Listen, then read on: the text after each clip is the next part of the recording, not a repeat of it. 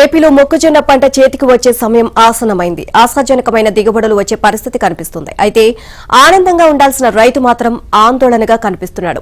మొక్కజొన్నకు ప్రభుత్వ మద్దతు ధర టన్నుకు 2400 ఉండగా బహిరంగ మార్కెట్లో మాత్రం కేవలం 1600 ధర మాత్రమే లభిస్తోంది.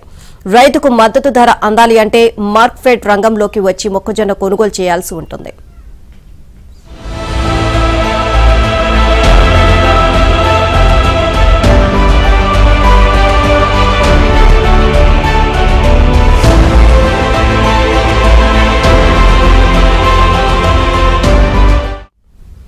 ఈ ఏడాది ఖరీఫ్లో భారీ వర్షాలు, తుఫాన్లకు పత్తి తదితర పంటలు దెబ్బతిన్నాయి. దీంతో ప్రత్యామ్నాయ పంటగా నవంబర్ నెలలో రైతులు మొక్కజొన్న సాగు చేపట్టారు.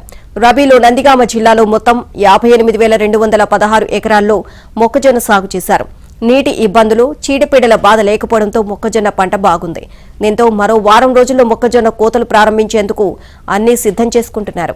వాతావరణం కూడా అనుకూలించడంతో ఒక్కో చోట ఎకరాకు 45 క్వింటాల వరకు కూడా దిగుబడులు వచ్చే పరిస్థితులు కనిపిస్తున్నాయి.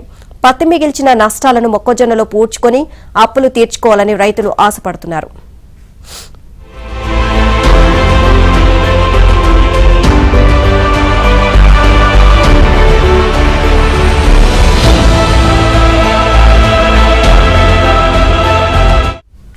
గత ఏడాది మార్క్ఫెడ్ సంబంధం లేకుండానే నందిగామ ప్రాంతంలో ఉన్న 2 ఇథనాల్ కంపెనీలు టన్నుకు 2200 వరకు చెల్లించి కొనుగోలు చేశాయి.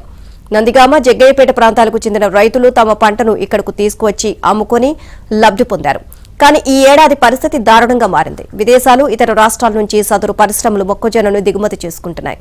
స్థానికంగా దొరికే మొక్కజొన్న కంటే తక్కువ ధరకు అక్కడి నుంచి రావడంతో అవకాశాన్ని సొమ్ము చేసుకోవడం ప్రారంభించాయి. ఈ ఏడాది కేవలం టన్నుకు 1725 మాత్రమే చెల్లిస్తామంటూ సదరు కంపెనీలు ప్రకటించాయి. అది కూడా కంపెనీ వద్దకు తీసుకురావాలని నిబంధనలు పెడుతున్నాయి. సంచులు, రవాణా ఛార్జీలు తీసివేస్తే కేవలం 1600 మాత్రమే రైతుకు చేతికి దక్కే అవకాశం ఉంది. ఇక దీంతో పంట చేతికి రాకముందే అన్నదాతలు ఆందోళన చెందుతున్నారు. తక్షణమే మార్క్ఫెడ్ ను రంగంలోకి దింపి పూర్తి స్థాయిలో మొక్కజొన్నలు కొనుగోలు చేయించాలి అని రైతులు ప్రభుత్వాన్ని కోరుతున్నారు.